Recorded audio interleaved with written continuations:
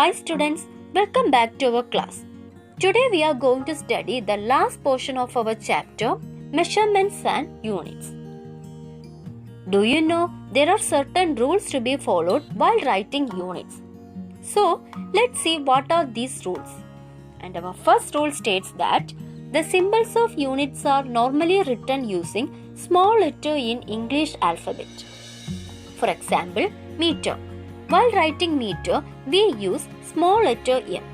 For second, small letter S. And for kilogram, small letter kg. But there are certain occasions on which capital letters of English alphabet are used as symbols. The units named after person are written like this. Take an example of potential difference. Potential difference. The unit is volt and symbol is V and it is written in capital letter.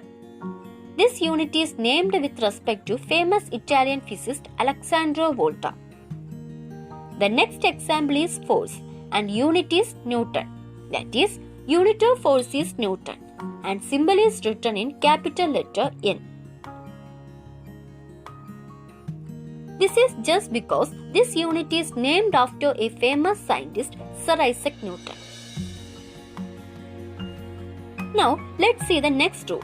While writing the names of unit, never use capital letters.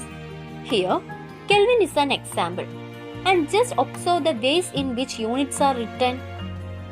The first form here we have K as small letter. And second one we have K as capital letter.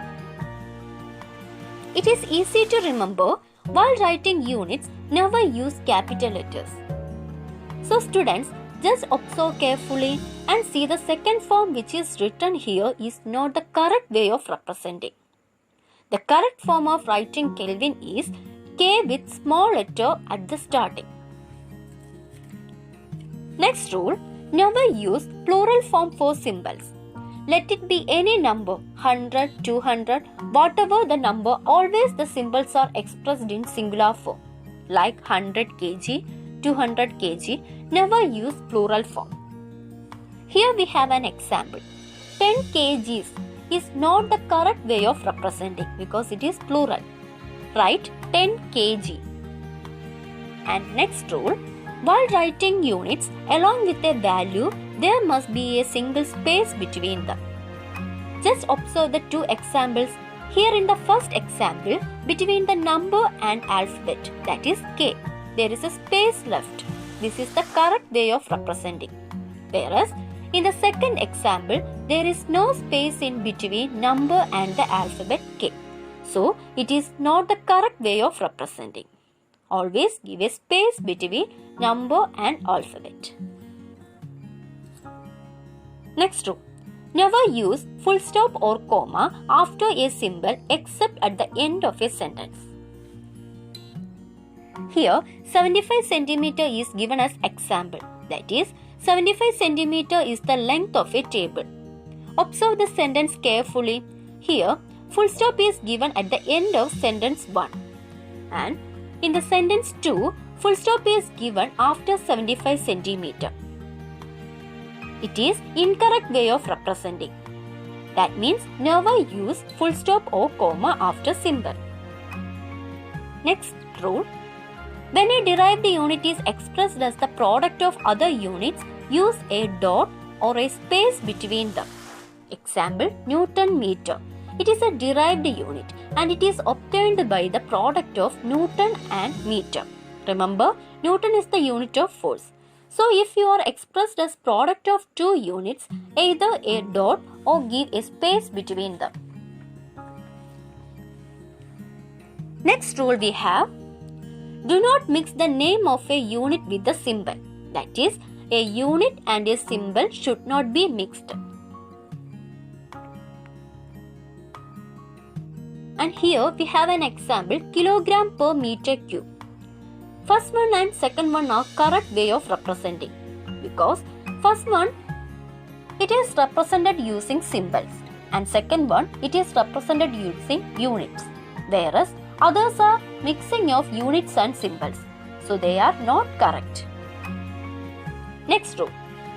While writing derived units, a slash is used to denote division. But never use more than one slash in one derived unit. While using computer, we use slash instead of division. Here too we do the same method, that is slash for division. Here meter per second square is taken as an example. M slash and then S square. Please note that never use more than one slash in one derived unit. The second example I had given is M slash S slash S. Here more than one slash is used. So it is not a correct way of representing. So the correct method is meter per second square. M slash S square. Next rule is never use more than one unit to express a physical quantity.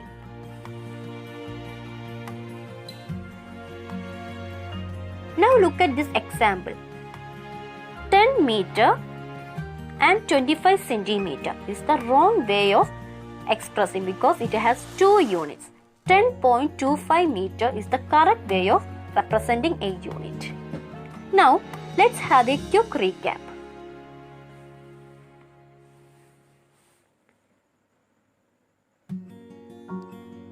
Number 1.